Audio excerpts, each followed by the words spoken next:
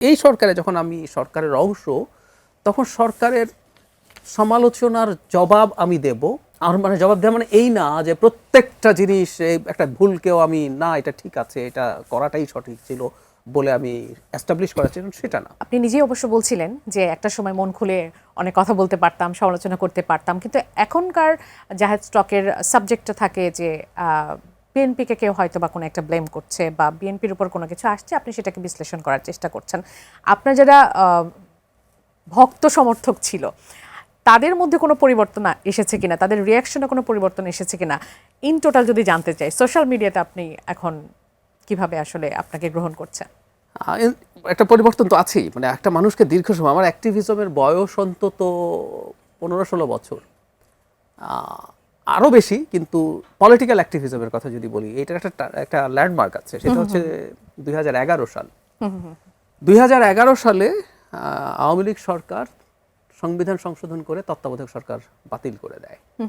সেদিনই আমরা rightly pick করতে পেরেছিলাম ও শয়তানি করতে যাচ্ছে, নির্বাচন ম্যানিপুলেট করবে। ওই পয়েন্ট থেকে ওই সরকারটা 8 সালের নির্বাচন এখন আমরা বুঝতে পারছি খুবই খারাপ হয়েছে, কিন্তু ওই সময় আমাদের পারসেপশন ছিল মোটামুটি ভালো নির্বাচন না, এটার মধ্যে সমস্যা, কিন্তু ওই সময় সেভাবে ভাবতাম একটা মোটামুটি ভালো নির্বাচনে নির্বাচিত সরকার, যেটা আমাদের আগের পারসেপশন ছিল। সেই 11 সালে যখন এই কাজটা করছে আমরা সেদিন থেকে বুঝতে পারছি। তো ওই যে শুরু হলো তখন থেকে ব্লগে, তারপরে পত্রিকায় কলাম লেখা, টক শো শুরু করা, এরপর নিজের একটা প্ল্যাটফর্ম। সো আমাকে দেখার এক ধরনের অভ্যস্ততা মানুষের আছে, সেটা হচ্ছে আমি অ্যান্টি এস্টাবলিশমেন্ট, সেটা যেমন সরকারি থাকুক না কেন। এর মধ্যে মূলত আওয়ামী লীগ সরকার ছিল, পরে এসে ইন্টারিম ছিল।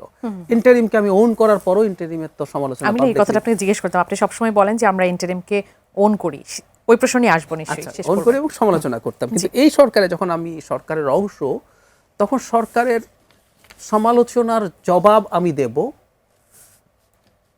আর মানে জবাব দেওয়া মানে এই না যে প্রত্যেকটা জিনিস একটা ভুলকেও আমি না এটা ঠিক আছে, এটা করাটাই সঠিক ছিল বলে আমি এস্টাবলিশ করার চেষ্টা, সেটা না। নিজ থেকে হয়তো বলছি না, কিন্তু আমার নিজের এই মুহূর্তের কাজ যেটা, এটা তো ফ্যাক্ট, এই সরকারের বিরুদ্ধে অন্যায় এবং অযাচিতভাবে কতগুলো ফ্রেমিং হয় বাংলাদেশ এখন সারা পৃথিবীর মতোই, এবং আমাদের অনেক বেশি হয়। সেটা হচ্ছে মিসইনফরমেশন এবং ডিসইনফরমেশন। তো সেগুলো খানিকটা ডিবাঙ্ক করার চেষ্টা করি। সমালোচনার প্রশ্ন আসবেই, এই যে আপনি আমাকে করবেন বা অন্য কোথাও না কোথাও, আমি একটা প্রেস ব্রিফিং করছিলাম, সেখানে প্রশ্ন আসছিল, বা অন্য কোথাও না কোথাও এটা আসবেই। যখন আসবে তখন আমি দ্ব্যর্থহীন ভাষায় বলি যে এই সরকার ভুল করবেই, করতে পারে বলছি না, নিখুঁত কোনো সরকার হয় না। তো এই সরকারও কোনো না কোনো জায়গায় ভুল করবে, সেটা নিয়েও সমালোচনা করবেন। সমালোচনা আমি করব না যদি আমি সমালোচনা করার জায়গায় নেই। যখন আপনি প্রশ্নটা তুলবেন, আই অ্যাগ্রি যেটা আমার ভুল হয়েছে, একদম আমি এটা শুধরে নিতে চাই। আমি কোথাও যদি কোনো প্রবলেম থাকে আমি সেটা করব। একজন নারী গ্রেফতার হয়েছেন গতকাল, আজকে আমার ব্রিফিং এ প্রশ্নটা এসেছিল, আমি এটার সাফাই গাওয়ার চেষ্টা করিনি। আমরা বলেছি যেটা হয়েছে, এটার ডিটেল আমি দেখেছি। সেই নারী ফেসবুকে সত্যই খুবই কুরুচিপূর্ণ কথাবার্তা তিনি শেয়ার করেছেন, লিখেছেন, আমি দেখেছি।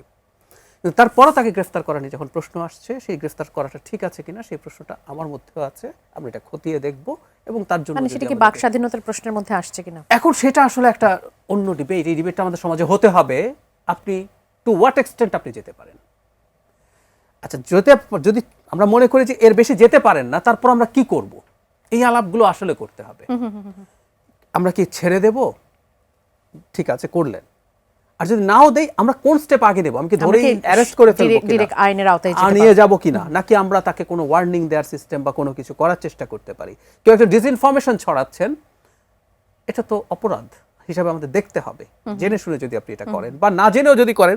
সো আমাদের লিটারেসি বাড়ানো, আপনাকে সতর্ক হতে হবে সোশ্যাল মিডিয়াতে করার জন্য। এখন সেটার জন্য আমরা কিভাবে ডিল করব সেটা নিয়ে প্রশ্ন। সেই জায়গাতে আপনি আছেন ভাইয়া, মানে আপনি সেই বিষয়গুলো নিশ্চয়ই আছি, এবং ওই যে বললাম কোথাও যদি ভুল হয়, কোথাও যদি আমাদের অগোচরেও কোনো কিছু ঘটে, একটা সরকার কিন্তু বিরাট, এর মধ্যে নানান রকম জায়গা আছে যেগুলো সবসময় আপনি ইনফর্মড হন না, কিছু একটা ঘটে যায়। তো ভুল যদি হয় সেটা আমরা শুধরে নেওয়ার চেষ্টা করি।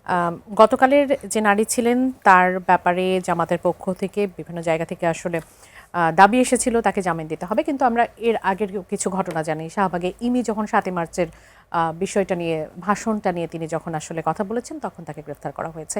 সেই বিষয়গুলো আপনারা আসলে কিভাবে দেখবেন? আমি এই ব্যাপারটা নিয়েও আসলে কাজ করব বলে মনে করি, কারণ হচ্ছে তাকে যেভাবে আটক করা হয়েছে, শুধু না, তাকে এক ধরনের ধরে নিয়ে আসা হয়েছিল, আমরা এই ধরনের প্রবণতা চলতে দিতে পারি না। কারো যদি কারো বিরুদ্ধে কোনো অভিযোগ থাকে, আপনি সুনির্দিষ্ট জায়গায় গিয়ে অভিযোগ করতে পারেন, একদম। মানে এটা ধরে বেঁধে এটা করা যাবে না। এবং আমিও মনে করি, এটা আমার ব্যক্তিগত অপিনিয়ন, কারণ এটা আবার আদালতের ব্যাপার, এটা আদালতের ডিসক্রিপশন, তারা কি করবেন। কিন্তু আমি মনে করি একটা নামে যদি অভিযোগ থাকে, সেই অভিযোগের তদন্ত বিচার যা প্রসেস আছে চলবে, কিন্তু জামিন তার পাওয়া অধিকার।